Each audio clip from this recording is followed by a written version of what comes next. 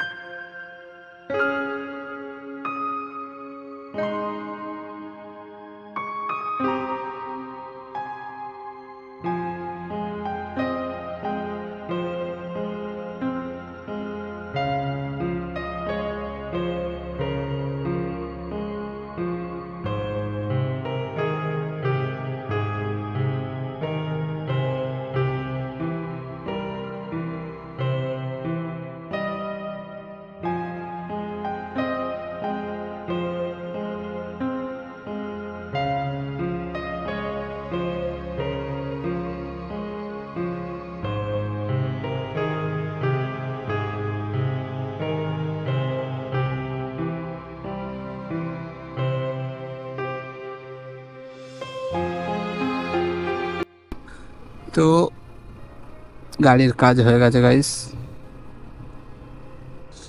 Guys showroom থেকে ফিরছি বাড়িতে, কারণ গাড়ির কাজ ধরে নিয়েছে। বলছে তো আজকে কমপ্লিট হয়ে যাবে, কিন্তু কালকে রবিবার আছে।